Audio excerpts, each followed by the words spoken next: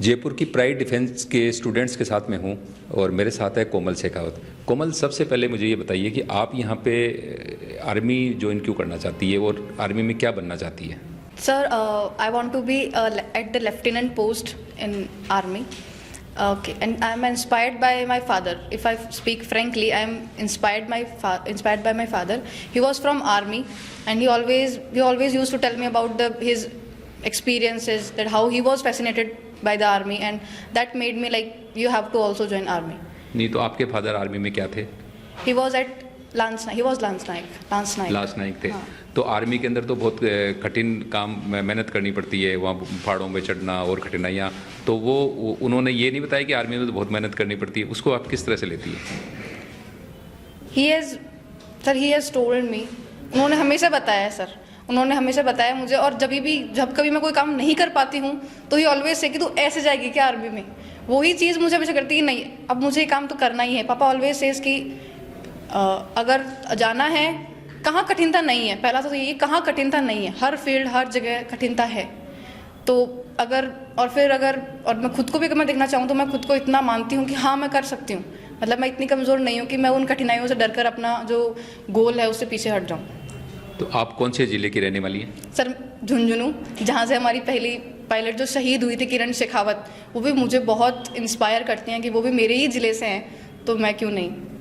तो झुंझुनू के अंदर, तो झुंझुनू के बारे में तो एक कहावत है कि देश भर के अंदर सबसे ज़्यादा सैनिक देने वाला झुंझुनू जिला है। और तो वही चीज़ तो मुझे बहुत प्रेरित करती है कि मेरे ज़िले से अगर निकल सकते तो मैं उसी ज़िले से होकर मैं अपने ज़िले का नाम क्यों ना रोशन करूँ, तो इसलिए। तो आप और जो देश की जो लड़कियां हैं उनको आप क्या संदेश देना चाहेंगी?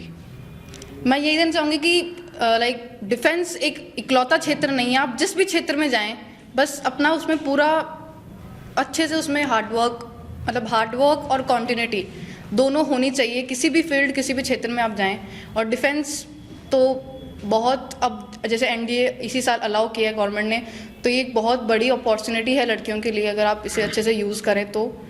और अच्छा, मेरा एक आखिरी सवाल ये है कि आप यहाँ पे प्राइड डिफेंस एकेडमी के अंदर आप तैयारी कर रहे हैं, तो आपने प्राइड डिफेंस एकेडमी क्यों चुनी? जयपुर में तो एक से बढ़कर के एक डिफेंस एकेडमी है, तो यहाँ आने का क्या खास कारण?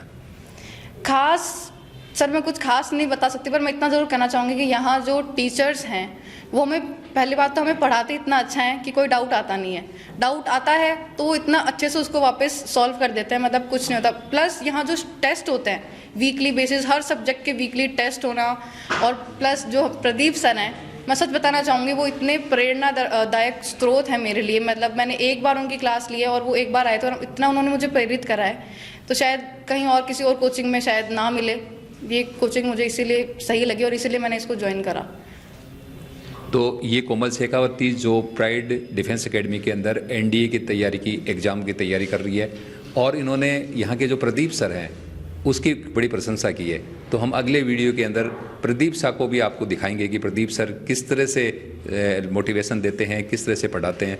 तो देखिए अगले वीडियो के अंदर प्रदीप सर का उनकी तरफ से आप मोटिवेशन स्पीच। जुड़े रहे हमारे साथ, हम फिर किसी शख्सियत को आपके सामने प्रस्तुत करेंगे। धन्यवाद।